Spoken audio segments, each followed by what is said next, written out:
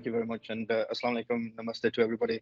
I hope everyone's well in the room and you're looking forward to this first webinar on behalf of SCF. This webinar was a new idea in terms of the concept that we're trying to do. So it's part of our communication strategy to try and get out to the people of Sweden in terms of what's required for different concepts of what we're working towards. If I could just do some housekeeping, please. If I could just ask people to mute their screens for me, please. Everybody will get a chance to ask questions. There is a slide at the end, and there'll be a short presentation which I will go through. Hopefully, Monica is going to be my administrator, and she's going to be doing the background stuff for me. And hopefully, at the end of the presentation, all burning questions, anything you want to ask, any unsurety, any burning questions that you have, please just ask away for me. So I hope everybody's well. I hope you're wintering well and hopefully training well, ready for the new season up and coming. So we'll just start. So obviously, welcome to today, the first of 5 webinars. This will be part of the National Structure webinar. And this is an overview from the Director of Cricket, which is myself, Qasim Ali. So this is the first of 4 or 5 webinars, and my remit as Director of Cricket is to oversee all 3 teams, which is the under-19s, the women's and the men's team, in terms of their preparations. And part of this role is to obviously develop the cricket, which is leading to a better high-performance environment for our cricketers in Sweden. I know people have come and gone in the past, but obviously I'm a firm believer of trying to make sure that we have a vision that we can work towards, and hopefully we can have a thriving section in our cricketing players, both from a men's, women's and a junior. So this is my vision, hopefully as a Director of Cricket, is to be a leading force in cricket throughout development and performance. So 2 very separate sections there, on and off the pitch. So that goes with a lot of activity that is meant to be happening on the pitch, but also off the pitch in terms of the background staff, in terms of the background activity, which most people don't actually see. So it's the iceberg effect. So you only see most people see the top of the outcome, which is the top of the iceberg, but underneath the ocean, there is a lot of activity that happens to make this an effective unit. And we are looking to obviously thrive in our vision within Europe. And then eventually, I would like my next slide in the next couple of years to be throughout the world. So part of this, I get a lot of questions asked about how do I become a national player, and it's very simple, very straightforward. It's a top-down approach, but actually this is a bottom-up approach. So we are now introducing scouts. So Monica, if you could just keep clicking on. That would be great. 1 click there. So the scouting system that we're starting right on our fundamental stage is about getting positive intelligence about our players throughout Sweden, in every corner, in every capacity, in every match. So we are looking to, I will be recruiting experienced and knowledgeable people within the cricket environment within Sweden who can give me consistent information and accurate information about people and their development, and also the games and the quality of cricket that they're playing. And this helps both from a selection point of view and our player pathway to get the right people involved in our system. One of the other things that we're going to be looking to do is open trials. This is a common thing that happens throughout the world, and it's another avenue for me to give everybody the opportunity to showcase their skills, whether they're a beginner or a more experienced one. So a fair and complex, transparent opportunity is given to everybody. So obviously there is some remits around that. Eligibility wise, cricketing skills must be sort of playing hardball cricket, but there will be open trials in 2023 for everybody to come on board. And that sits part of our program and our development pathway. Obviously, there's going to be a lot of observational sessions and also recommendations within the scouting system that will be coming. Next point, please. Then we sort of look into our regional cricket, which obviously happens throughout Sweden. Is a big place, as everybody knows. And for me to sort of cast my eyes and throw the net out in terms of getting our quality cricketers playing more regularly, but more importantly, under the watchful eye. So there's going to be a lot of regional cricket happening, which happens throughout the year. But most importantly, we will be searching for the consistent performers in their natural disciplines regionally, which the scouts will be looking for. And this goes right across the men's, women's, and under 19s. This is not specifically just for a particular age group or a team. This is throughout our sort of national program and national development pathway. And then obviously moving into the performance section, this is where we look to get our best performances, where players will be invited to the SPL, the Women's Premier League, and also the JPL, where we get the best of the best playing against each other. And across multiple different disciplines, we'll be looking at the quality of the players coming forward. So what we're starting to do is we're really starting to cast the net closer and closer to the best players who are possibly available for the National Development Programme. And then obviously a new section that we're looking at introducing this year already started to be implemented in our development programme. We are now looking to unearth the best 24 players available, which obviously makes up our squad of national players, whereas this year my experience has been selecting 15 players per tour, and we tend to have a new pool of players every time. From next year onwards, there will be a development squad which is going to be assisting and performing regularly with the national squad. So a total of 24 players will make up the national team, and here we are going to be doing intense training, looking at particular matchups, and by matchups, for those that don't know, is we're looking batters versus batters, all-rounders versus all-rounders, spinners versus spinners, and looking at the high-intensity environment, and also whether players can handle it under pressure and make the best decisions moving forward. And that's how the development players. So there'll be 11 additional development players, along with a 14 selected squad, making a total of 25 players. 24 players. So there will be 13 players selected, and obviously 11 in the development squad, making it 24 players, which will be selected.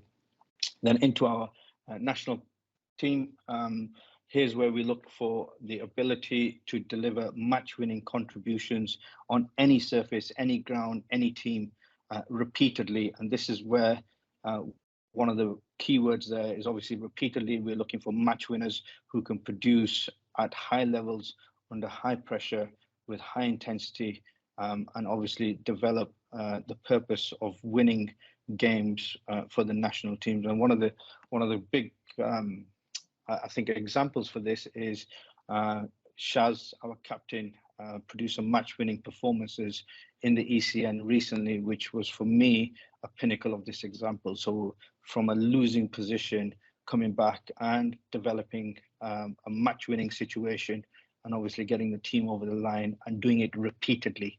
So this is what I would consider as characteristics for the national team. So this is our player development program, and this is how it would, the pathway in terms of how it would look for our national team.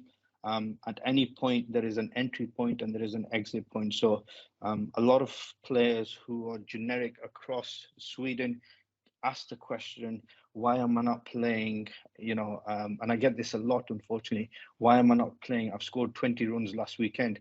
Well, unfortunately, 20 runs doesn't win you a national team place. We want to make our team as competitive as possible. If you're scoring 50s, 80s, 100s regularly, then, you're in the eyes of the scouts. Then you're invited to our performance program. Then you're challenging our development program. And then you're looking to compete for our national team. So a part of that is hopefully getting some reality in our communication, but also getting some transparency in terms of what everyone is looking for in terms of selection. Okay, so we are now, what I decided I wanted to do is give everybody a chance to understand from a head coach and a director's position is what profiling looks like. When I profile my players against best v best, so looking at the development squad, then going into the national program, what does best v best look like? So we start with our bowling. So this is for spin and pace. The first element there is the fact that they've got an X factor. So from a pace perspective, if you're a fast bowler, I want you to be able to bowl fast, consistently, regularly on top of off stump, have a bouncer, have a variation, have effective yorkers, be able to use the weapon of speed, be something different than the majority, because a lot of bowlers are bowling, 60, 70, 80, late 70 miles per hour, and they're happy with that. There must be an element of an X factor. There has to be something where we give something different. And Lemar is a prime example of this. Left arm seam bowler, swings the balls nicely, has a consistent action, and has the ability to come back in different sort of periods of the game to be effective. And still a working product, by the way. In terms of spin department, then what we're looking at is somebody who's regularly, consistently spinning the ball in a tight area, and affecting both wickets through the gate, bowling both sides of the wicket in terms of bowling past the back on both sides of the wicket, ability to have drift flight, has the wrong variation. So these are the X factors that we're looking for in terms of the bowlers. So there must be something different about you compared to everybody else. The second thing here is very basic, but also valuable and very important, is the solid basics to support the demands of the action. And this is one for our fast bowlers, mainly because the spinners tend to bowl large volumes over the year. Our fast bowlers, unfortunately, break down more consistently, haven't got the body or the demand to bowl consecutively fast and repeatedly fast, day in, day out, week in, week out. So bodies take a impact, but then it doesn't get linked to our sort of gym program, if you like. The next one is execute skills to a high degree under pressure. And this is one where I would like my profiling to be very, very consistent throughout. The spinners and the seamers must be able to, have execution skills under pressure, bowling the last over of the game, bowling the first over of the game, being able to develop when the batter's against you or looking to hit you out of the park. What kind of reaction have you got? Can you hold yourself under pressure? Have you got the mental toughness to deliver them sort of deliveries? And again, these are the profilings that we're looking at. Often what I see is bowlers just come back. What I've been seeing a lot of, unfortunately, is bowlers tend to just bowl the same ball of what they're used to, but with no changes, no variations, and just happy to be hit out of the park, back-to-back boundaries. And unfortunately, that shows under pressure, the skill level isn't there to execute your skill to a high degree. Again, ability to bowl during different stages of the game. I mentioned that about Lemar, but also from a spinner's perspective, being able to be consistent up front with a brand new ball. We tried it with some of our spinners in this year's series in Finland, but also in ECN. Can a spinner come up top? Can he bowl in the middle? Can he be effective in the death, but also have a plan associated to this? So if you're a fast bowler or a spinner out there, you need to be able to have this plan and execute this in your training environment. So when it comes to game time, you have a particular set of experiences that can get you through that difficult stage. Awareness of tactical play and role. Unfortunately, this is an area where all our bowlers, right from international all the way down, need to get better at. We saw, successful bowlers for the Netherlands in the ECN. They performed effectively well. I'm going to use this as a prime example. And they bowled to play to win the game. So the bowlers effectively won them the game, although the batters were the strongest unit. They defended 104, they defended, low totals, but actually the skill and the experience around the tactical play and the role that each bowler played, this is something that we as a nation, as a unit, need to get better on all across the system. So looking at our men's, women's and under 19s to get better in terms of tactical play, but also understanding your role and what that looks for. And has a high degree of self-resilience. As a bowler, we all go for 4s, 6s, some go for 6 in a row, but we have to have a resilience in order to come back, stay calm under pressure, and obviously come back and deliver. So if you're a fast bowler or a spinner, these are the 6 things amongst many others that we will be looking at when I do my matchups in order to get you in position. Okay, next screen, please.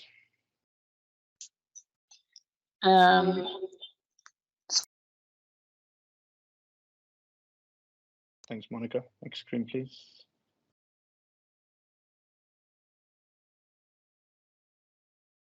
Just while Monica's taking that, trying to sort that out, I think it will be a good time to take a screenshot of this if you're a fast bowler. These are certain, cues that you can have pinned up on your wall or in your training environment, or if there's anybody from cricket clubs out there that want to shot this out to your players, you're more than welcome to do that. Obviously, this program is being recorded, so we can send it out on a later day, and I'm happy to send out the presentations as well. Okay, guys, so we're just moving on to our next screen. Again, thank you for the question, Johan. Really appreciate it. What we'll do is at the end, those people who are joining or have missed the information, I will be taking questions at the end related to this presentation, and obviously the national structure in terms of what that looks like. But if there's anything outside, similar to Johan, who's got some burning questions or desires, I will sort of leave my email address, contact details on there, and hopefully we can help you out to answer your questions. So moving on to batting now. So what does batting profiling look like at the top level? Obviously, multi-dimensional against spin and pace. We have to be more productive against playing against spin and pace. And what does that look like? Can we rotate strike? Have we got the ability to hit out the park against both? Do we just favor one or the other? For my understanding and what I've seen so far is that we have a really good play against seam because we face a lot of it and it goes out the park more quickly and often. But against good spinners, we often find that players get stuck. So from a batting perspective, if this is part of your learning over the next 6 months or your winter program, or you're a coach and looking to develop good players for the national structure, can we make sure that we try and look at the development phases against spin and pace to look to rotate? Can we sweep well? Can we hit over the top? Can we nudge and nurdle, and can we find gaps against spinners and seamers? Can we hit boundaries on demand? Can we punish the bad ball? All these aspects of being a multi-dimensional player is what we're looking at, which fits in nicely with the player who plays 360 and has got all the shots. If we're going to be effective at the top end of the game in order to move up the rankings, win more games, we have to be able to play both sides of the wicket rotationally, in front of the stumps and behind the stumps as well. And that's easier, that's not as easy as said as done. But if we're practicing our intent, but from an earlier age, by the time they get to our development squads and into our national program, it's not a shock to play 360. What we often see is some players favor the leg side, some players just favor the offside, but we don't combine it together. So this is an area that we need to get, look to develop our batting unit with. So one of the big areas for me is, from a profiling perspective, from a batter, is they must have the ability to play in different roles for the team. So if you're wanting to be a national player, it's not just I've opened all my life in such a club. I can only play as an opener, which I constantly hear all the time, unfortunately, because that only limits you to two places, 1 and 2. So what I'm trying to get to is where we can have multiple different players who are resourceful to play in multiple different positions in the team. So it just provides more competition. It gets our players playing more effectively, but also being more versatile in terms of our batting. And one example of this would be, if you look at the current England squad, they bat all the way down to 11.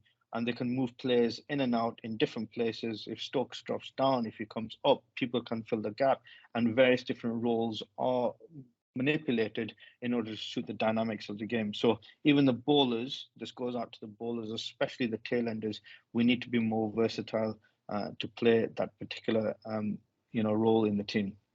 I mentioned it before, has the ability to clear boundaries. We don't do that enough, unfortunately, and if we do, we're happy doing it on grounds in Sweden, but actually when we get to big tournaments, what happens is, 80 yard boundaries, 90 yard boundaries, 60 yard boundaries, even 55, 70 yard boundaries becomes a real struggle for us because we want to get better at hitting bigger boundaries. So if in your training environment, don't just practice for the ground that you're on, maybe 10, 15 yards more, see if you can practice hitting out the ground against, 70 yard boundaries. It's not easy, but we have to try and train our mind to see who can hit further than just being happy hitting 45, 50 yard boundaries. Again, I mentioned having the ability to win games from losing positions. I think that speaks volumes for itself. Strike rates of 180 plus. Ideally, if you can get to 200s, that's even better. What I hear is, a lot of players saying, "Oh, I got a 30 of 150 balls, and I should be playing for the national team." Well, actually, no, you shouldn't. What you should be doing is playing the long format of the game. But as we all know, the long format of the game is not played. For the national team at the moment, it's the shorter format. So the skills are there, but the format might not be. So we want to make sure that our players are performing effectively with their strike rate, even for the girls, even for the under 19. So this is an area where we want more intense, dynamic individual players who've got power to strike from the top, in the middle, and at the end. And then obviously from a batting perspective, we want to get away from the philosophy that only a batter, you're just a batter in the team. That's the only discipline that you do. Nowadays, we're trying to get our batters to be excellent fielders, also being wicket keepers, also being, all good all-rounders and bowlers, contributing with the ball. If you're not doing it with the bat, go and do it with the ball. If you're not going to do it in the ball, save 40 runs in the field. If you're not going to be the best keeper in the world. So these are the areas. It can't just be dependent on just batting. It has to be something else that has to be in that forefront. There's a lot of players in Sweden that I've been seeing on my travels who only really do one discipline and don't perform the second discipline effectively enough. So this is an area, again, when I'm profiling, I would be looking at what contributions you can do other than just your batting. Okay, into wicket keeping, some wicket keepers on the screen here. So again, some effective wicket keeping profiling for me is to have a really strong individual technique. The keepers that I've seen this year are very different. Good keepers, lots of good hands, been effective under pressure. Obviously, I've seen a couple whilst we played the different tournaments, and I've also seen players who haven't really put their hand up for wicket keeping, but actually catch the ball really well or are in good position. So I would strongly encourage you to try and do both. The ability to read the bowlers and execute the plans will come over time, but has to be effective and adaptable in order to do that. Obviously, a leader within the field. I would be looking at my wicketkeeper to manage the fielders, but also make sure that we're helping the captain manage effective angles, which is the big area for me, because a wicketkeeper is the second pair of eyes on the pitch in terms of leadership and angles, and in terms of what we're trying to do.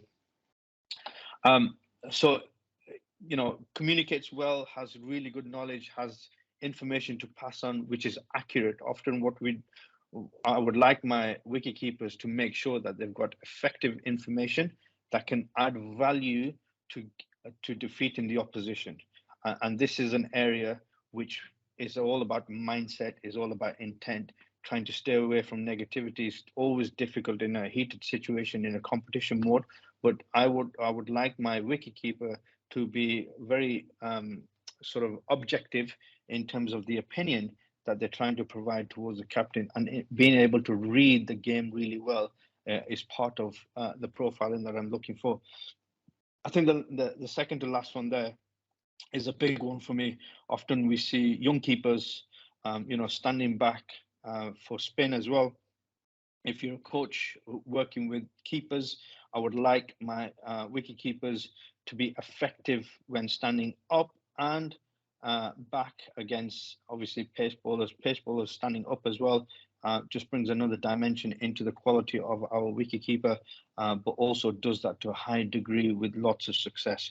But this is the area where you can also be a hero very quickly, and obviously go back to zero very quickly, because if you're not comfortable standing up, especially down leg side takes, it can be very, you know, demeaning for the bowler who's constantly doesn't want to be losing runs, but it could be a technical area. So we have to make sure that we're skillful enough to be in that position.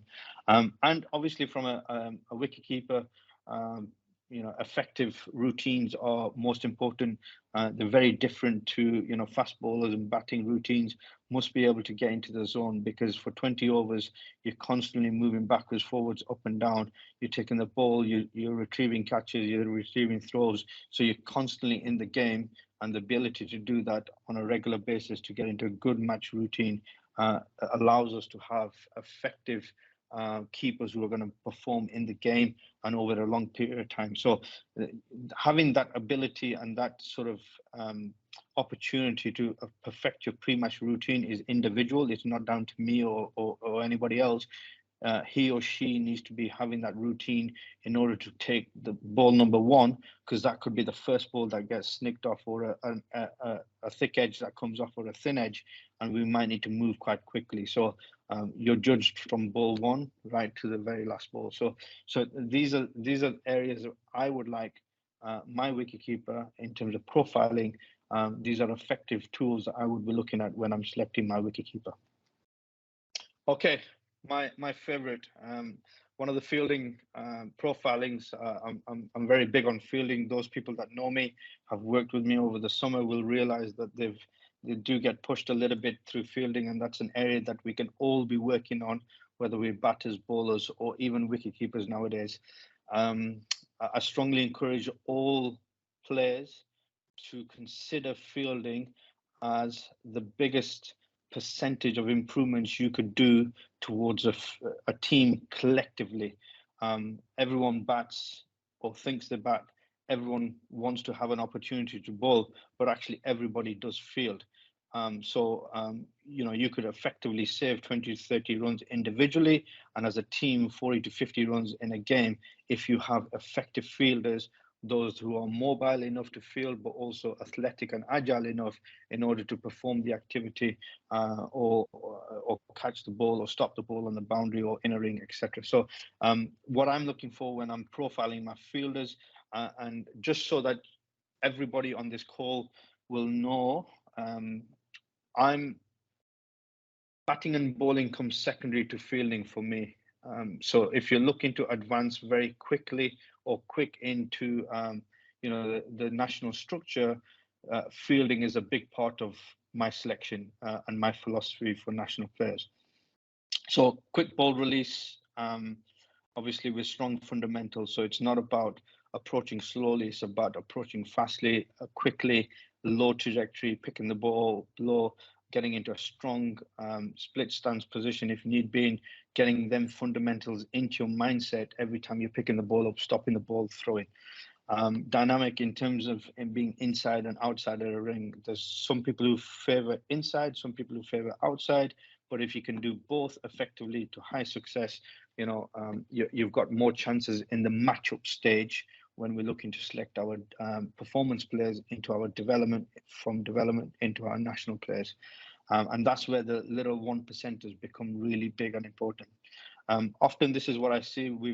I've seen some players over the summer who struggle to throw, 30, 40, let alone 70 yards, who struggle to throw 30 yards. And unfortunately, that's a technical intervention that needs to be made. But most importantly, that's also looking at your strength and conditioning programs, looking at your intent, looking at the workload of throwing that you're doing, but also it needs to be habit, it needs to be routine, and it needs to be prepped up in order to throw consecutively and consistently well. And has a high percentage of success. This isn't just about stopping the ball. This isn't about just catching. This isn't about pickups and throws. This is everything combined. This is catching, throwing, stopping, retrieving, everything in terms of diving. Can you dive effectively to the left and right of you? Can you cover 5 yards either side? Somebody's got a really loud mic there. Can you cover 5 yards either side effectively really well? Can you be in a position to affect a run out? Can you throw high percentage of throws at the stumps and get a high percentage of conversions? Can we get into a backup position in order to allow our thrower to be successfully throwing the ball? So these are high percentage of successes, and this is what we would be looking at. And we've got some, I've worked with some dynamic fielders over the summer, but as a unit and as a national team, both in the juniors, the women's and the men's, this is something that we can really focus on and try and get better, to affect our vision a lot more effectively. One of the big areas here, and this is another key area for me, is the willingness to practice fielding away from structured drills. Often I've challenged the players this year to go out and do, 30, 40, 50 minutes of fielding throughout their practice sessions and go and work on their catches, their rotations, their pickups and throws. These are areas that we have to get better on, because that also helps the workload when you're going into competition, but also from a practice perspective, it makes your practice more purposeful, more enjoyable, especially when you're having competition. So if you're a coach out there, or you're running a club, or you're part of a junior section, make fielding as fun as possible in order to get our players consistently well and develop their skills. Again, save 20 to 30 runs, which is quite a common thing. I would challenge any club to see if they can monitor how many runs they save either side, how many fumbles they have, how many mistakes they make, how many drop catches they do throughout the season. And if you are an effective coach or administrator, this will then link onto your performance program in the winter. Leading the fielding unit, I would like individuals to be part of the fielding unit, which has a real presence on the pitch. Obviously, a person who was involved and I looked up to when I was growing up younger, Jonty Rhodes, fantastic individual. As a fielder, was probably one of the best in the world. He was feared by a lot of oppositions. Very dynamic, even to this day, coaches it really well, speaks really well about fielding. But we want to inspire to be the next Jonties. And this is something that I would like all our cricketers throughout Sweden to be in a position to get better at. And it doesn't happen overnight. It will happen over a period of time. So we have to make sure that we get our leaders in the field being competitive, but also feared by the opposition in terms of not being able to take singles or hitting towards that direction. And if you can get 2 or 3 of these people in the same team, in this inner ring, stopping the fours, boundaries, cutting off the corners, helping the teams, not leak runs, we're going to be on a more effective side. And India are a prime example of this. Some excellent fielders within the inner circle, but also have the skills to do the outer ring specialities as well. Okay, something that a lot of our players, unfortunately, don't like, but this is an area that is really big for me. Fitness standards are hugely important throughout cricket, and obviously getting more and more valuable in terms of benchmarks for players and their abilities to play longer in the format, but also a benchmark to advise administrations whether the right players are involved in the right structure. If fitness is not a key component of your cricketing day-to-day activity, you're missing a massive trick, unfortunately, because without fitness, your national selection will stop just on the regional level, unfortunately. And this is where I find a lot of people misunderstand the message around fitness, because if you're not fit enough for the demand of the game, you don't earn the right to play the game. And this is a very strong message. So if you're not fit enough to play for the demand, then you don't have the right to play in the game for the national team. So this is a key message that I want to try and draw out from this this webinar, because fitness is huge. And this is an area that I would like to really emphasize on across all our players, juniors, women's and men's, that your fitness standards have to be comprehensive enough to deliver for the demand of the game. So if you're a fast bowler, you will need to be strong. You will need to have short sprints in there. You will need to have times of endurance. You will need to have sprint tests in there. You will need to be strong and powerful in order to bowl. You will need to be strong on back foot contact, front foot contact, etc., etc. So you need to be strong for the demands of your game. If you're an all-rounder, obviously you need a really big engine. You need to make sure that you're strong and powerful, you're dynamic, you're athletic, you're durable to do various different roles for long periods of times. And unfortunately, if you're doing it once, the bar just keeps getting stronger and stronger, and this is where we want to try and reach out to. So there is a common misconception at the moment. I get a lot of people ask me, are we doing a 9K run? Are we doing this? Are we doing that? Moving forward, it will be a yo-yo test straight out. For the under 19s, up to the men's, I'll start with the men's. So a minimum of 16, level 16 on the yo-yo test, intermittent test. That will be our national requirement for our men's. And I'll give you an example of this. India are national players are pushing on to 18, 19, 20, 21s. Footballers are completing past 24s, 25s.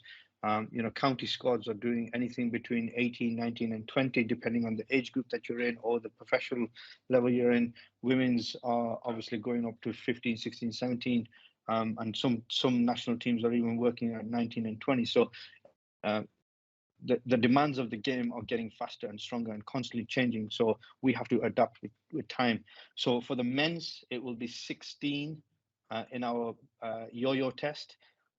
For the under 15s, under 19, will be 15. So if you're in the under 19s or youth program, we will be looking at sort of 15 as a benchmark.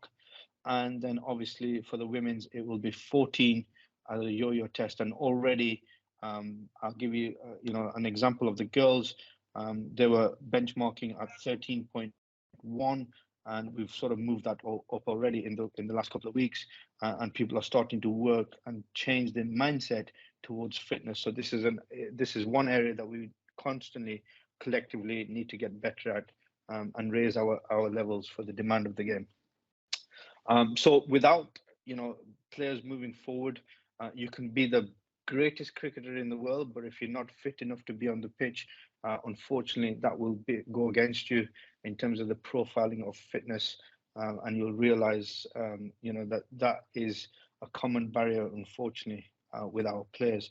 We seem to be able to do, bat for long periods or short periods and be effective, but we're not fit enough to do it consecutively, repeatedly, every single day.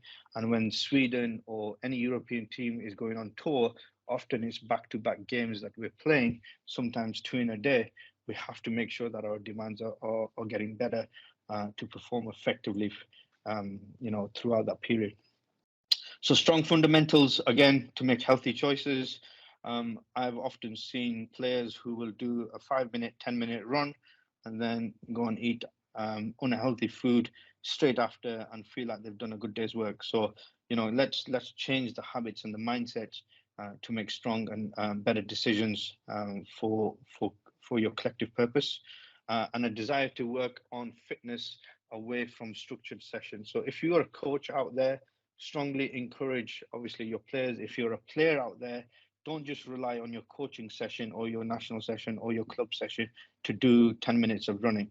Go out there. You should be doing maybe 3 to 4 sessions a week, very different, a varied program in terms of fitness, but have the ability to get your workload ready to compete and plan effectively for pre-Christmas, post-Christmas, and then into the season.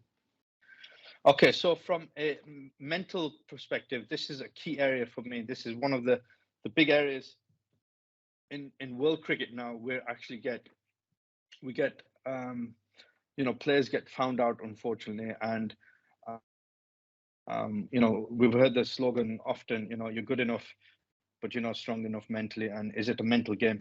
Often when you get into the top end of the game, so when you get into the IPLs and, the bigger formats and the franchise cricket, it's not about technical anymore. It's more about 90% mental, you're sort of 10% technique. But then obviously at the younger end of the game, what we're looking at is when you're coming into the game, or under 13s or under 15s, it's 90% technical, and 10% we sort of focus on mind. So just like you focus on train your mind, sorry, your front foot drives, or your batting or your bowling, we should be working on trying to train our mindset to be stronger, and able to sort of factor these elements in. So when, as a coach, I'm factoring a player who's got the ability to fight. And fight isn't about physically fighting, it's about having a robust belief and an inner ability to deliver in high match situations and big match moments. And this is the stage that's set often when games are there, but we sort of don't get the individual who often wants to compete and do really well. What we get is we get found out very quickly. So the inner fight in somebody who can do it and thrives on the big stage, big moments to win them games. And I gave you a particular example of Shaz earlier on, and that was the element of fight during that period in that ECN tournament. So again, inner drive is something related to desire, that inner desire to go on, compete, go well, have a high work ethic, and be able to deliver as high, the full achievements and the goals that you're looking for, but have that inner belief and inner drive to consistently get there as much as possible. And that could be in your training environment, that could also be in your competition environment, but that is to have that effective edge amongst your peers, and that's what we're looking for. Critical moment control, so that is having the ability to stay in the moment for long periods of times during that particular period of passage of play. So do you lose focus quite quickly? Are you distracted quite quickly? Do you get frustrated, or get in a position where you might make a poor decision? Can you stay in the moment for longer? And a particular passage around this, if we remember the Donald versus Michael Atherton, those that remember that passage of play, is that competitiveness, that that hard moment, Atherton's desire to stay in that moment, even though he was getting bounced out or hit, etc., etc. So these are passages of play. So that critical moment is making a big difference. And it's that final ball movement. If you just remember the final ball movement, it's about what you do at that split second in order to make an effective decision. We spoke a little bit about resilience before. Resilience is obviously quite a big one for cricket, especially for young spinners, especially for our younger cricketers who are not in a position to control the line of length or consistently get big hundreds. It's about being resilient enough to keep coming back, to keep training harder, keep getting up, keep working hard, keep getting back on that field in order to work harder and get better.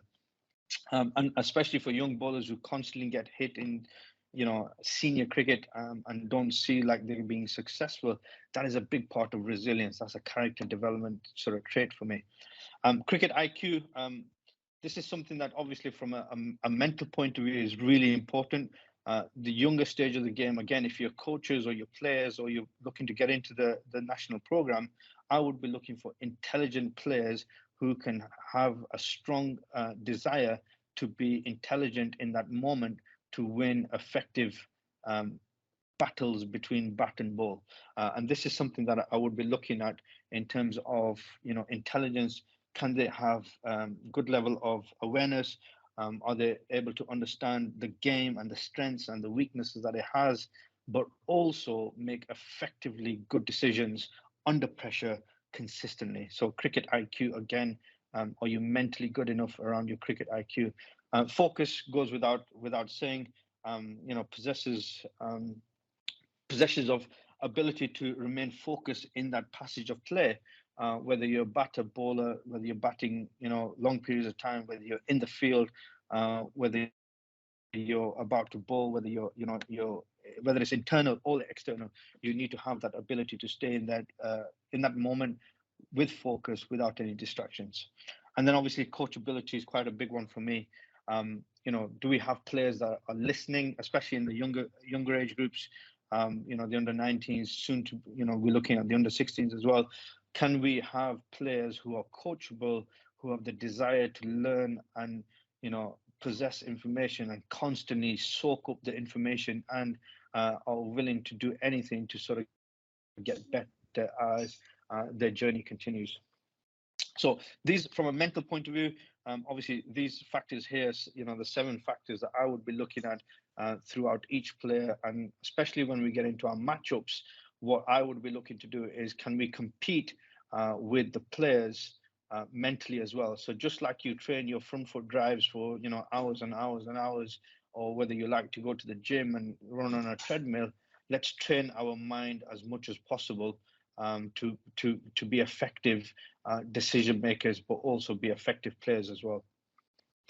So again, along with the mental side of the game, we're looking at profiling characters. What kind of character are we developing in our clubs, in our environment, in our national player development program, in our pathway?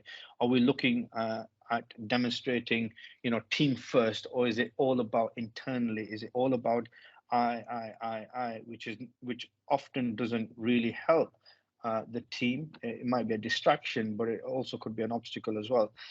So we're looking for team first characters. Are we aware of other people's successes and other people's needs in the team? Can we help and support them? I've seen some fantastic moments this summer where players have actually been willing to help out, and it's an innate, trait to go and help somebody in need. What we're looking for is all our development squad players, all our national team players, our national player pathway to be able to help each other and other people around us within our community. We need to act as role models, but we also need to be able to go and support them and help individuals throughout their journey. Obviously, this goes without saying, ability to help assist players, staff during, after the game, etc. We've got some wonderful individual examples that I've seen in Finland this year, of players uniting together, helping each other out during difficult times and obviously good times as well. Some fantastic, individual moments, but also collectively coming together as a team, which was great to see. And this is something that I would encourage in all the characters that we're looking for moving forward in terms of our profiling. Is always positive around the team environment. Where obviously the word culture gets thrown out a lot in terms of developing a strong positive culture in order to be part of that contribution towards making it healthy, making it a positive environment, making it a positive experience.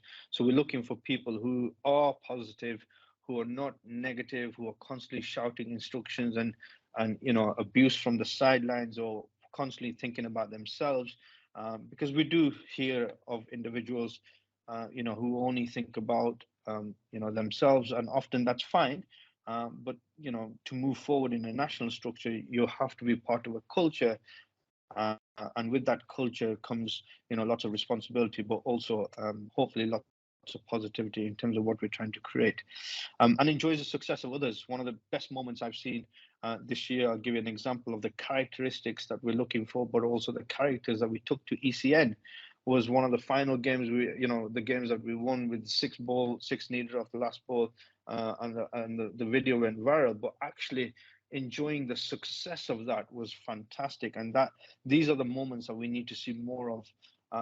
We do get individuals who, especially if you're in competition with another person, does not want to see somebody succeed. We have to look past that, unfortunately. We have to look at the bigger picture, and look for successes in the team, but also be positive in celebrating them successes as well. Walks tall in success and failure. This is a big one for me, is especially the failure aspect. Everyone's walking tall in success, but actually in failure, can you learn from it? Can you be strong enough? Can you be a strong character to develop skills, but also be strong enough to walk down with your mates when you've lost the game? And it could be you that could be bowling that last ball, the last over, and high pressure situations. So, we have to constantly make sure our characters are doing that, but also willing to learn at the same time as well. Contributes to the knowledge and the environment in terms of in a successful way. I think that goes without saying. And then obviously works as a part of a team and not individually. These are the common characteristics that we're looking for when we're trying to do this, because the best players in the world can be, very individuals in their characteristics, but we were looking for developing a structure and a culture that has 24 players and a community around it that's strong enough to see the success of Sweden national team.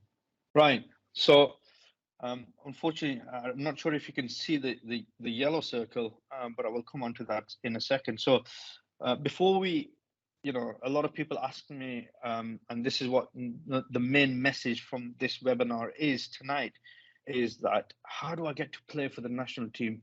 I've been doing this, I've been doing that, why am I not playing? Why am I not doing X, Y, and Z? And hopefully these little circles will give you an understanding of where we're at and why we're selecting what we're selecting. So you see 4 circles before you get to the green one, and the green one's very clear. It's a national opportunity. It's not a guaranteed place.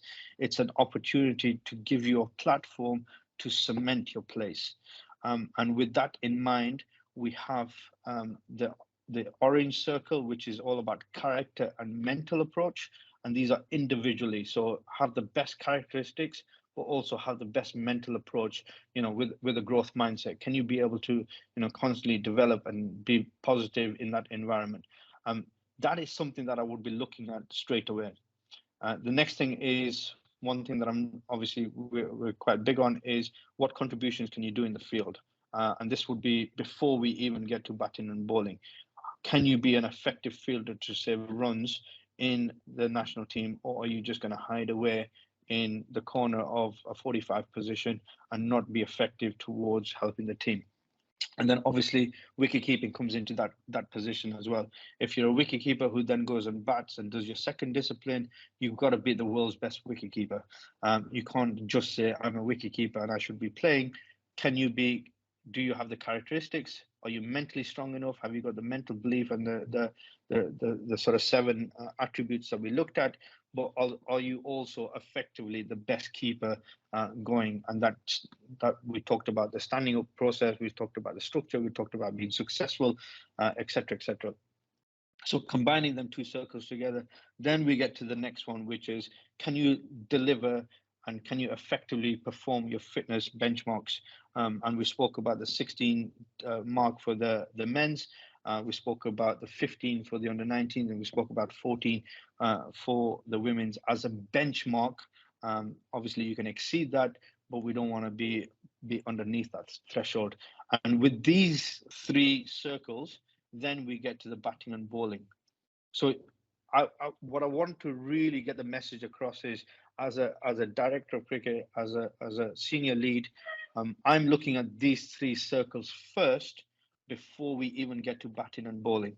Everybody likes to hit a 6 out of the park and thinks they've got the right to play for the national team, but can you earn the right with all 4 circles?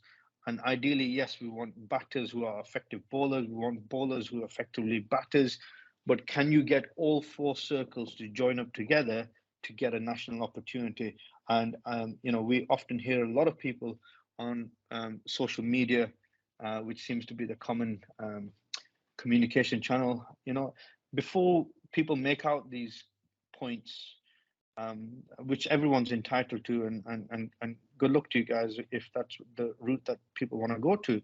But ask yourself the question, is my fitness level up to 16? Am I an effective fielder? Can I save 15, 20, 30 runs in the field? Am I dynamic enough inside the ring? Can I throw 40 to 50 yards consecutively? Can I affect runouts? Do I have a high degree of percentage throws and success throws? Have I got a really good character? Am I even positive around the environment? Do I really want to see people succeed? Have I got the mental attributes to be a strong player? Before we even get to, am I a good batter or bowler, and have I scored enough runs, or have I taken a few wickets? This is a collective approach to get all 4 circles together before we get to our national opportunity. So please, I strongly urge everybody to pass this message out. If people are not on this webinar, I'm happy to answer them questions. But these are the 4 circles that I would be looking at in order to provide an opportunity and a platform in order to get the best players working and performing for the national team. I hope that's clear. I'm happy to take questions around this at the end. Okay, so looking ahead, obviously, a few people are unsure about what's ahead. Obviously, there's a lot of things happening in Sweden at the moment from a cricket perspective, which are out of SCF's control at the moment. What we're focusing on is trying to get the best cricketing opportunities, experiences, and development programs in place in order to see successful players playing for Sweden. So, part of my job is the national program is to develop good coaches who are going to be part of the national program, but also have the ability to impart knowledge, to get players better. We're going to roll out some open trials, and then also what that looks like is give people an opportunity and a transparent opportunity to showcase their skills. And obviously around that, there has to be some criteria in terms of eligibility, and obviously availability, etc., etc. So we need to make sure that there's some criteria around these open trials. What I'm looking to do is hopefully roll out some masterclass sessions with some experienced professionals, but also some ex-players who are willing to come to Sweden and look at batting, bowling, fielding, etc. in terms of them disciplines. We're looking at strong home and away series to develop our skills of our players right from our juniors, which also now in the future we'll be looking at years younger than under 19s, from the men's and women's, and also looking at our development squads to go away and practice and play and nurture experiences whilst the national teams are also playing as well. We're looking at developmental contracts for our development players, which also includes commitment towards the national program, also from a fitness point of view, and obviously looking at performance criteria, which is wrapped around appraisals. We're also looking at developing a code of conduct agreement for our players, which obviously brings hopefully a little bit of discipline, and also realigns our ability to work as a team and a unit effectively under certain constraints, to make sure that we're living the professional life. We've got some great opportunities with ICC for the women's next year, and then obviously hopefully we're just waiting on some news for the juniors and the men's. We've also got some Nordic information in terms of the matches that are coming along for next year, so that calendar of activity will be published soon. And one of the other things is obviously the big thing in the world is to try and bring some franchise collaboration to Sweden and its players. So hopefully give young players the platform from a men and women's perspective to go out and play in these franchise opportunities. We've got a great example in Gunjan, who's obviously playing the fair break. She's representing Sweden. I would like to hopefully challenge some of the men's players and also the under-19s to hopefully capture on this opportunity. So we can grow our base, but more importantly, give a platform to the world in order to see our players as well. So looking ahead, these are the things that are happening, and I've only been in the job 2 months. So hopefully that will just get better and stronger. Okay, any questions? Has anybody got any questions in terms of what you've heard, what you've seen? I'm happy to take questions. Hi, my name is Naveed. I just want to ask you, Kasim, I mean, everything Hi, Naveed. went through, it was very good.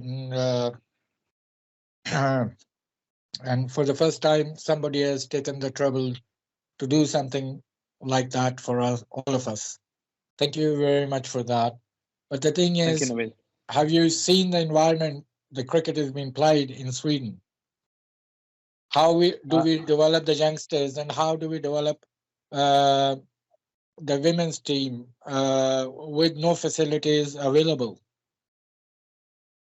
Yeah, Naveed, thank you for your question. I really appreciate it. And I completely resonate with what you're trying to say to me. It's difficult. I'm not going to lie to you. It is difficult. Facilities and resources are challenged across Sweden. Working hard in the federation to make sure that we've got a development program in place for our clubs. We're trying to develop our coaches. Hopefully, we'll be rolling out some sessions for our coaches and masterclass sessions for coach development, but also club development. You spoke about the women's. Actually, the next webinar, which I will come on to, is a women's development webinar. So something similar to this, oriented just for the women. But yeah, resources are a bit of a challenge. Can we get indoors? Can we use the best, usage of facilities? Just signed a document to go over to our Nordic neighbours to take young girls to go and develop their skills and work effectively around there, which is obviously something for next year. We need to play more indoor cricket. We need to play more outdoor cricket. We need to get the basics of, what we're looking for from a development point of view. But we also need an area that we can work in. Yes, if you've got a surface that's, clear, if it's an outdoor surface, an indoor surface, and hopefully, you can utilize that. But if that's not there, I would love for you to just drop me an email and see how we can support you in your particular area. Can you do that for me, Naveed? Yeah, sure. Just send me the email address. I mean, I will just pop it up. Sure. Just a mail for you. I mean, the thing is basically the discipline and everything else has to come from a very young age when you start teaching them cricket. I mean, discipline is part of the game, and it's a very, very important part of the game. And yes, it will always be challenging. And the more they travel, the more you realize how to handle them, and they realize how to handle themselves. Yeah, Naveed, you're 100% correct. You touched on resources as the first point. We're touching on obviously coaching disciplines, and that's an easier element than the resources to sort of factor in, which is around culture. So part of what I'm looking to do as well is work with the coaches to try and get a development program in place to speak the common language, the same message across Sweden, so we can challenge the language in terms of getting the right message across, but also on how to develop young players and bring them through our performance program. So just drop me an email. I would love to sort of answer this question a little bit more detail and hopefully guide you in the right way. And at some point in the summer, which I'm going to come on to in a second, I'm going to be doing some visits to cricket clubs. So I will come and support your training sessions, or come and at least support you and mentor you as a coach to sort of get a better understanding on how we can do certain things. So just drop me an email. I'll give you an email. We can work collaboratively together to support your question. Thank you very much. I will drop you an email. Thank you very much for your time. Thank you. Thank you, Naveed. Thank you. Okay, we had a raised hand that I saw was taken down. If you change your mind, Anukul, then raise your hand again. There is a question in the chat, and the question is for you, Kasim. Do we know when there will be open trials? Yes, so to get people time to, plan vacation accordingly and everything. Yeah, fantastic question. And this is something that I will be publishing over the next couple of weeks in terms of times and locations, so we can get enough information out there for people to have, so they can plan effectively. And this isn't just one location in the whole of Sweden. This is going to be multiple locations on my travels to go and see individuals. And it's an open door policy for anybody to come in, as long as obviously you're eligible, you've got a visa, you can play hardball cricket, etc., etc. So watch this space. I will hopefully have that information too. Okay, and then there's a question from Anukul. It's a raised hand, so please turn on your mic and ask the question, Anukul. Thanks, Monica. Hi, Kasim. Thank you so much. Hi, Anukul. Thank you very much for the pathway and sharing the intricacies of what players could work towards.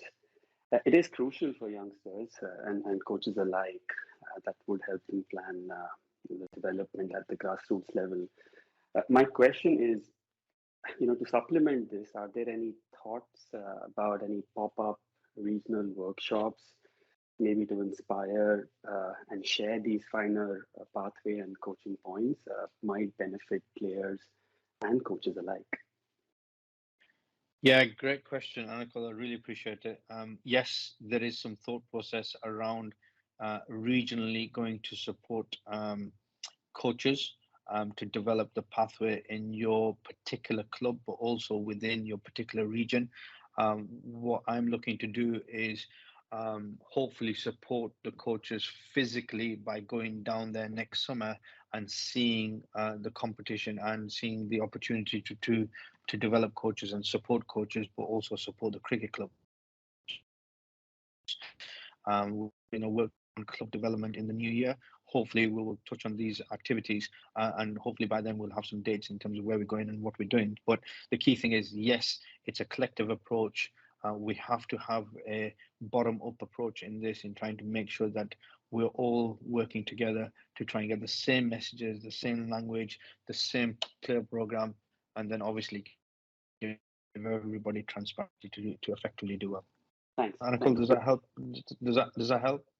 It does. And just to comment about what Naveed was also asking you earlier, I think infrastructure is definitely a talking point, in this country. But these workshops or just having more knowledge in the regions might also help to tailor these, the coaching sessions also for different areas, different halls, winters, indoors, Yeah. and also definitely outdoors. So Yeah. looking forward to that. Thanks. Thank you, Anakul, and to Naveed and Anakul and everybody else that's listening. This webinar came about from obviously the knowledge of SCF, but also a survey that we did recently that actually clubs wanted more information, and we want to help as much as possible, but we also need to know what clubs also need. So what I would say is, if you are got some information that you would like more of, please, my email will be coming up at the end of this. We are looking to address every single question that is out there, or concern or issue, or potentially a suggestion that you would like to see more of, like Anakul's just suggested there, or Naveed. We want to take that on as much as possible, but also develop the opportunity to keep it consistent and not just for one season. I saw a raised hand from Fatima, but it went down. But we have a raised hand from Johan again. So welcome, Johan. Hi, Kasim. Sorry for bothering you. Yes, Johan again. Do you believe that competitive environment, cricketing environment, competitive cricketing environment in Sweden will increase the standard of the cricket in Sweden? Opening up the opportunities for the international players. The players from the other countries to join with the club cricket will increase the standard of the cricket in Sweden. Thank you for that question. I think, like I said, best v best competitively will increase the standard of cricket, whether that's under 19s, women's, regional cricket, or domestic cricket, or our national team players. As long as you're playing best v best, you're constantly trying to improve your skills. There is absolutely no point playing best v worst because that's just a mismatch. And often the best cricket and the best skills on show and the talent on show is when we do get best v best competition. So I strongly urge that as much as possible, to have that as a core development focus in your development program. Okay, thank you. Then I give the word to Fatima. Fatima. Hi, Kasim. My question was, besides the sessions for the recruiting for the team, are we going to have any trainings like for the development squad? Yes, thanks, Fatima. Really appreciate your question and hope you're doing well. Yes, we are. There is plans to get the development squads together. So those that are just coming onto the back of this conversation, underneath the national team players of 13, there will also be additional 11 players, which will make the squads to 24. And these 11 will be part of the development squad.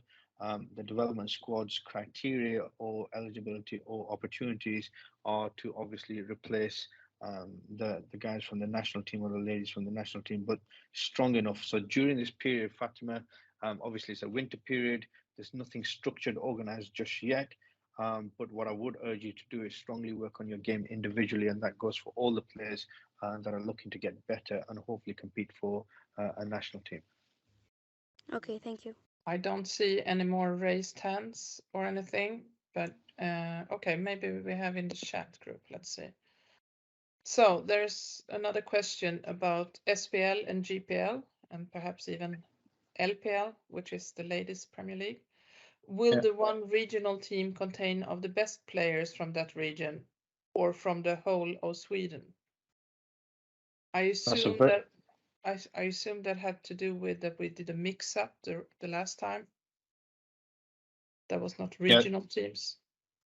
No, that's not a regional team. So as far as my understanding was, the guys who came to SPL were selected based on their squads, based on their skills and also their performances.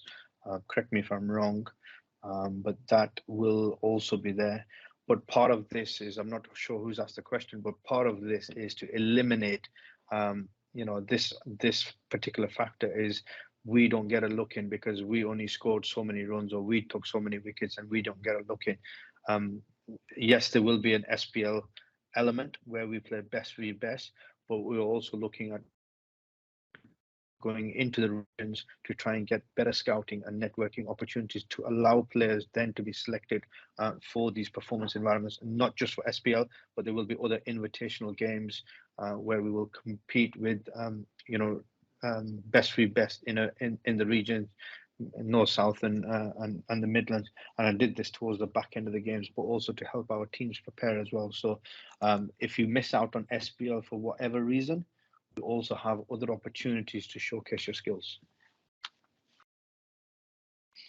Thank you so much for that. I think that answers the question, but if you want more, okay, cool, thanks is the reply here. So that's really good. Thank you. We still have some time. We have 8 minutes remaining on the scheduled time for this webinar. So please feel free if you want to ask any more questions, or if you want us to go back to the presentation, if there was something you wanted to ask in relation to that, I'm happy to share it again. Okay, there's a new question here from Abhijit. Will fitness be used as a filter for the SPL aspect? Good question, Abhijit. Yes, it will be. Fitness, if you're not fit enough to play SPL, highly unlikely going to be fit enough to move forward. So we will be looking at fitness elements to play SPL cricket, but obviously then we will be filtering out players who are not ready to move up into that sort of development stage, and that's where the matchups will start to come in. So I hope people understand the element of matchups. If your fitness is compared to somebody who's taken 5 wickets or 3 wickets, for argument's sake, once in the week, and has a really poor fitness score compared to somebody who's bowling consistently well and has a really high element of yo-yo scores and fitness levels and competes really well, but is fit enough to have the demands, are more likely to probably take the second one.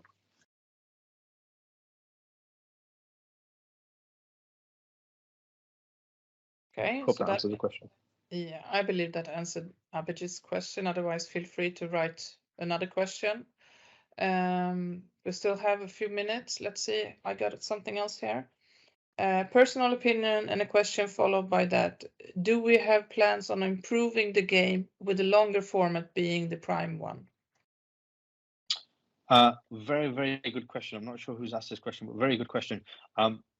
There's 2 elements to this objective. There's one element, which is the ICC qualifications, and we want to play, eventually at some point, we want to aim to play 50-over cricket, but in the immediate future, I'm not sure what that looks like in the men's department, but for the women's and obviously the juniors, there is a junior activity that's happening next year, through the Nordic as an opportunity to nurture our players to play the longer format.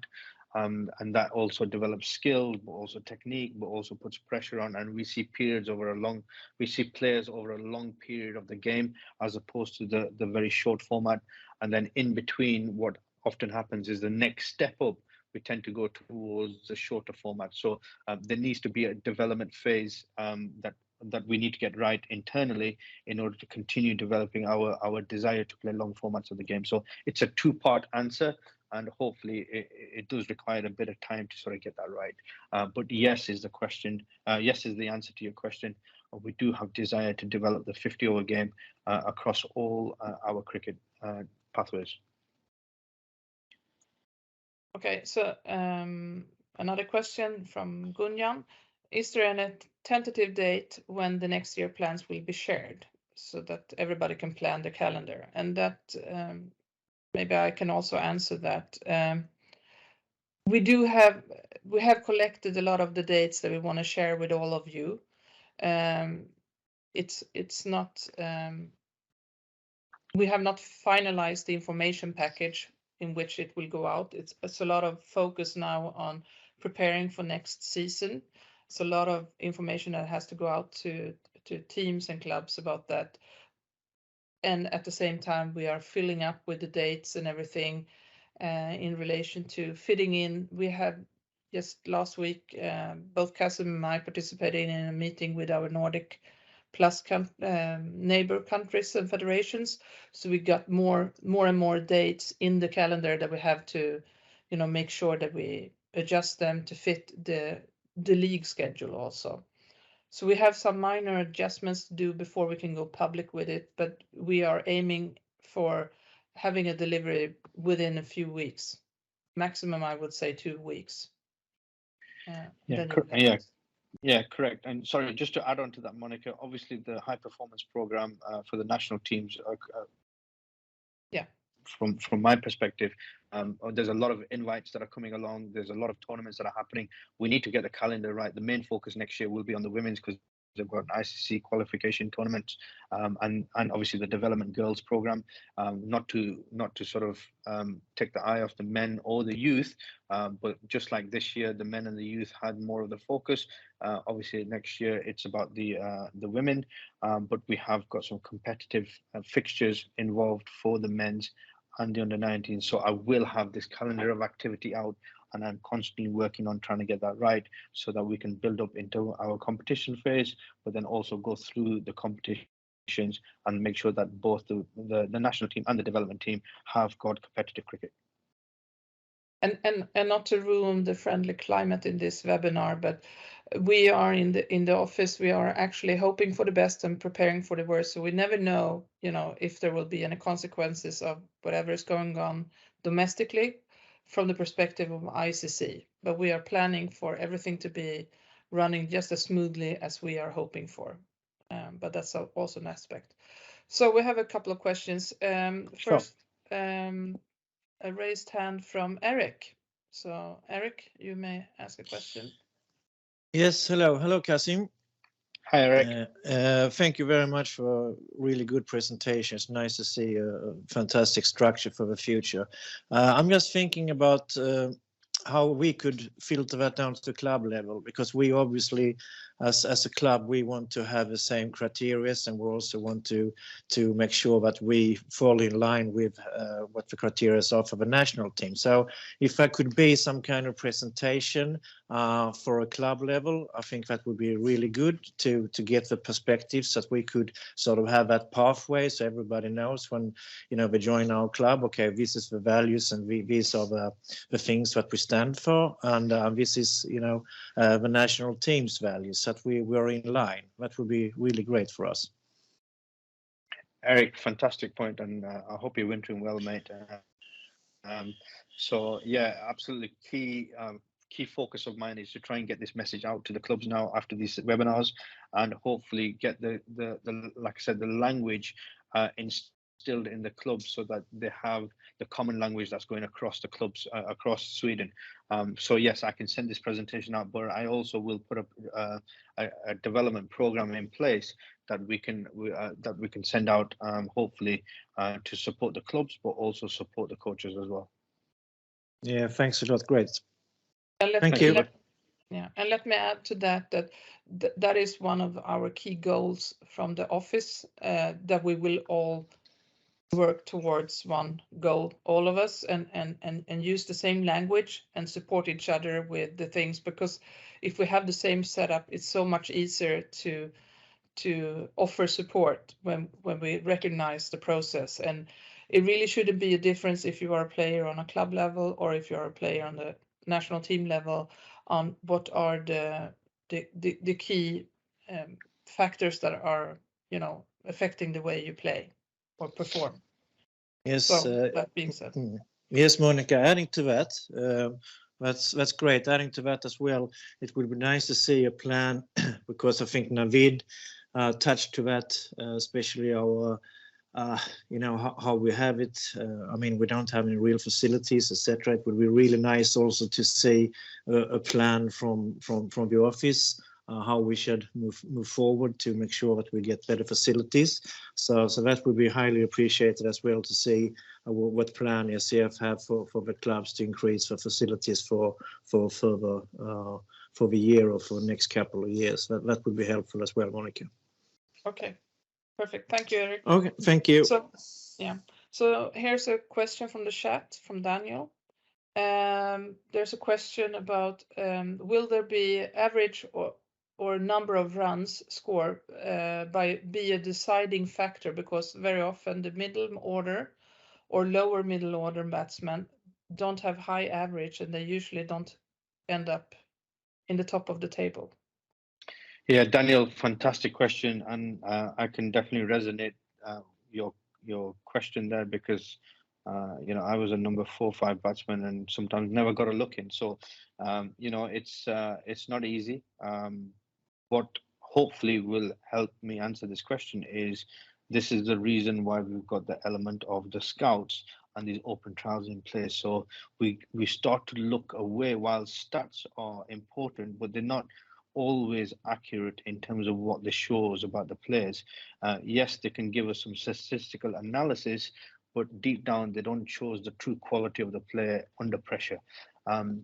So what I would like to do is hopefully use the transparency of open trials, our scouting network, our regional sessions, our open invitation sessions. Hopefully will allow everybody the opportunity to naturally come and play and showcase their skills. And at that point, you're either good enough to move forward, or you're unfortunately not good enough, and we need to get a program in place for you to highlight and get better.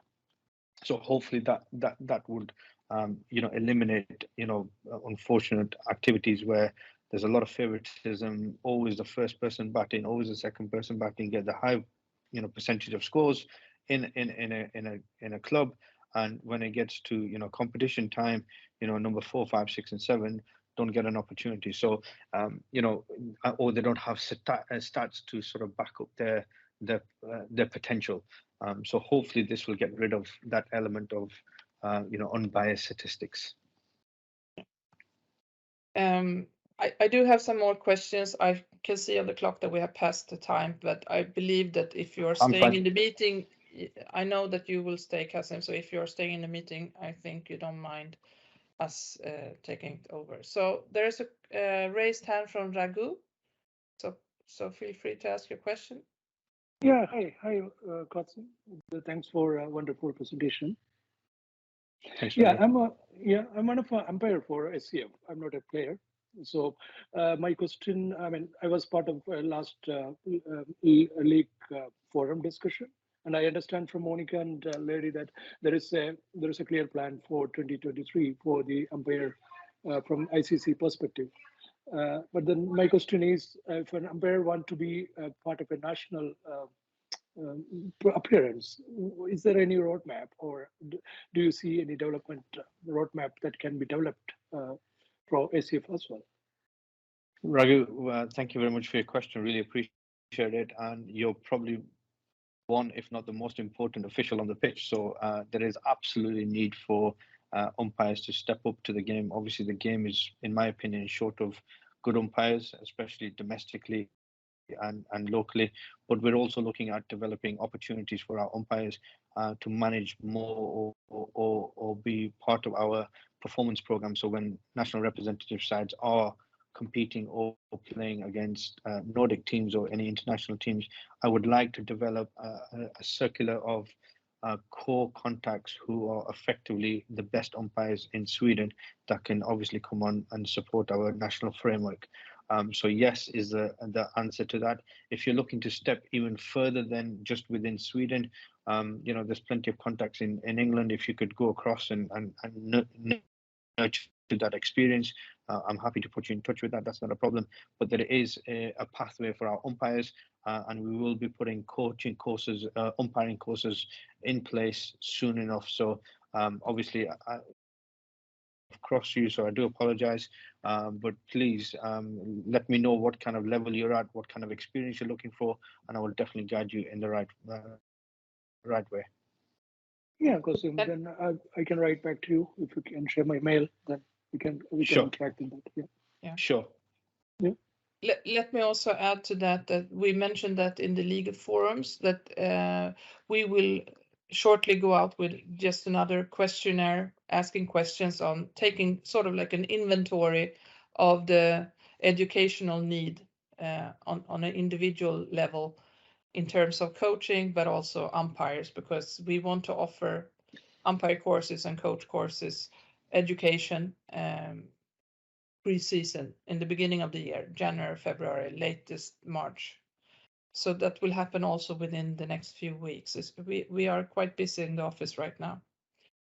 So I'm going to add we have a few more questions here in the chat. So is there any plan to collaborate with ECB County for national team in various categories where joint training can be held with a matching team or similar skills? This way we can leverage ECB infrastructure. A great question, and that's definitely high-flying sort of vision. So part of the franchise element is I would like to get the national team traveling to our closest countries, particularly getting a county experience in England. But we have to have a national structure in place in order to get that behind the touring experience. And obviously playing experience, we have to make sure that we have our own sort of in-house activity set up first. But there's nothing stopping us going to England, playing games against Lancashire, Yorkshire, Warwickshire, etc. But it's all around the vision and the purpose of the tour. Obviously, around that, it also requires a little bit of sponsorship and funding, which obviously, given the recent activities in Sweden, we are starting to take a hit. And unfortunately, with this hit, this is what happens. The high-flying thought processes and the planning takes a backward step, unfortunately. So I'm more than happy to organize that. I can put that in the schedule for next year. I'm more than happy to look at that. But obviously there's a bit of work that needs to go around it. And if there is a potential sponsor in this chat or somebody who knows who could sponsor that or add to the contributions towards that, I would happily have that discussion. Thank you, Qasim. We have one final question. It's our friend Johan again. Is there any pathway for players from outside Sweden to join with the clubs to play tournaments? Johan, I think you're on a mission to get outside players to come and play in Sweden. They're more than welcome to come and play.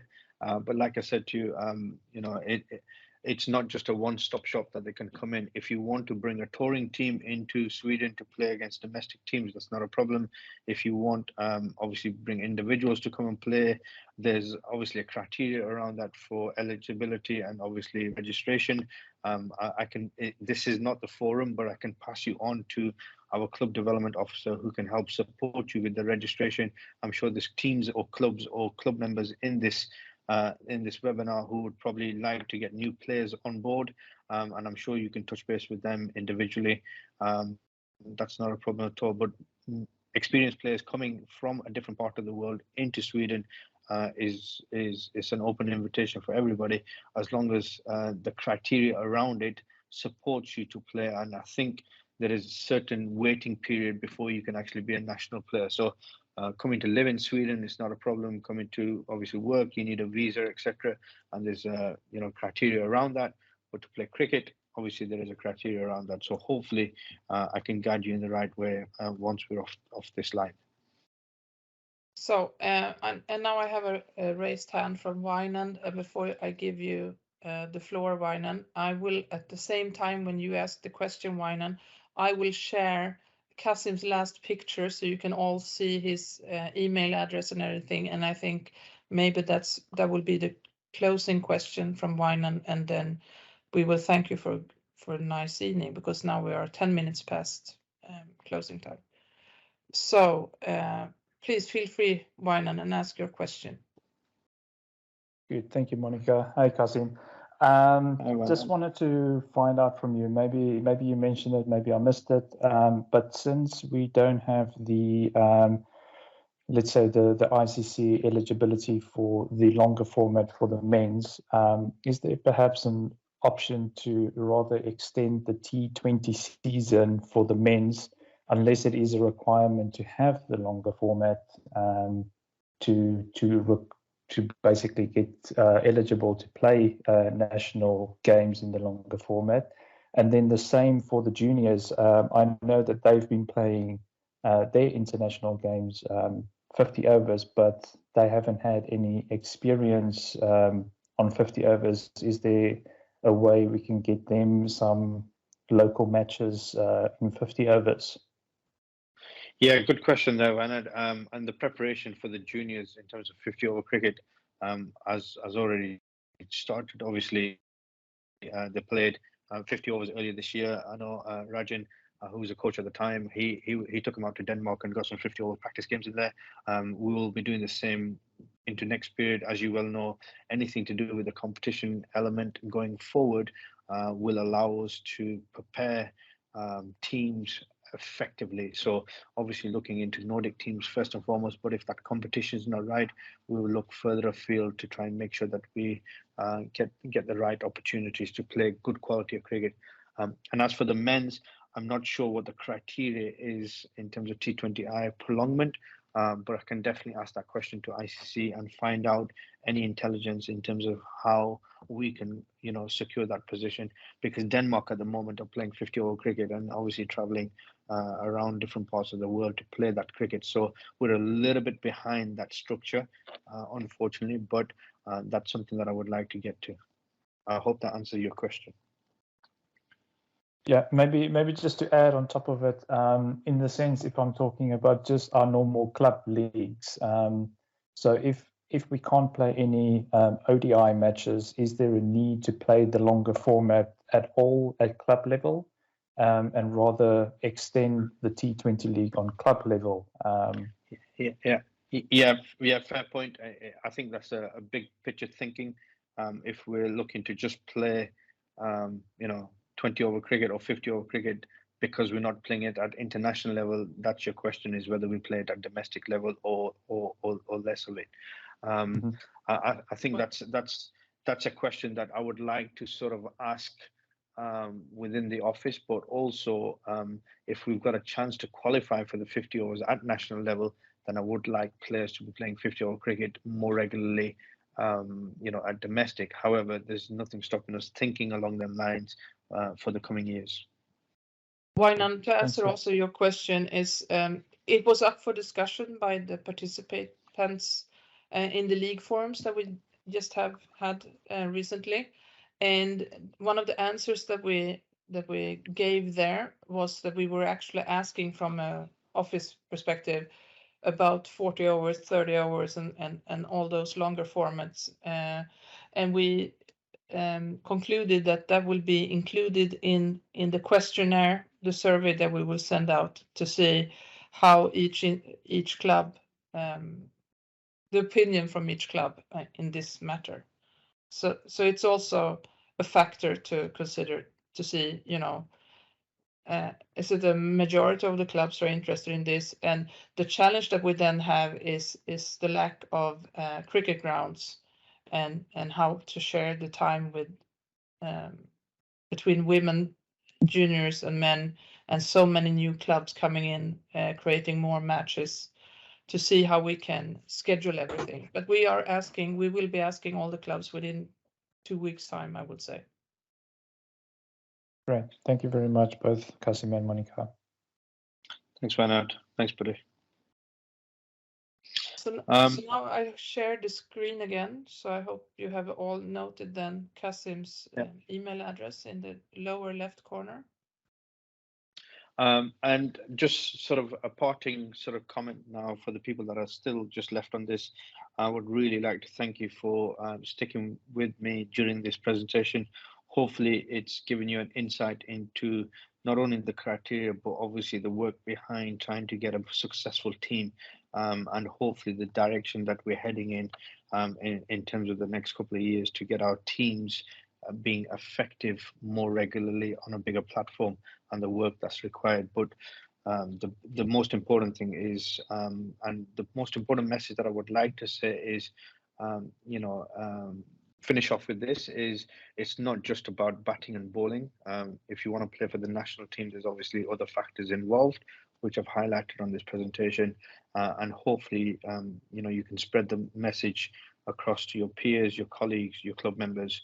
And if there's anybody who feels that I need to come and watch somebody, or I would like you to take a particular attention or come and scout somebody, my email address is there. Please, throughout the season, if you feel that there's somebody I need to come and watch, you just need to sort of drop your email across to me. I'm more than happy to either come and watch myself, or obviously get some scouts to go and have a look in terms of where they were playing and what they're doing.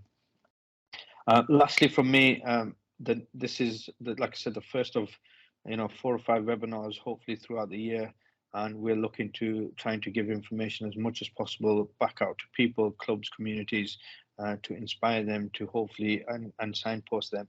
And the next one will be on the 16th of December, looking at the women's development, and in particularly, obviously, looking at the grassroots, the leagues, the development, and then how that ties into the national program, and in particular what we're looking for throughout our platform. When we are talking about women development, we would love to develop female coaches and female umpires. So that's also a big ask from us, but we really want to grow on the women's side, on all roles, not only players. Yeah, agreed. So just on that, obviously nicely timely factor, the women's, hopefully everybody on this platform so far who is left will support the women's team that are going to Spain in the next couple of days. So it's an ICC event, so hopefully we can develop that marketing and sort of understanding of what the girls are doing in Spain, and we can keep promoting their successes. So keep supporting, keep developing our women's game, hopefully by going on this tournament. I think that's my presentation done, unless anybody's got anything else to say. I'm open. I'm an open door. Please email me your questions, email me your requests or support, and I'd definitely look to support you in any shape or way that I can, personally and professionally, but also from a federation perspective. So thank you ever so much for participating tonight, and welcome back on the 16th. Thank you, guys. Have a lovely evening. Thank you. Bye. Thank you. Thank you very much. Bye-bye. Thank you. Thank you. Bye-bye. Bye. Thank you. Thank you, Kasim. Thank you. Thank you. Thank you. Bye-bye. Thank you, Kasim and Monica, for monitoring this beautiful presentation. Thanks, Deb.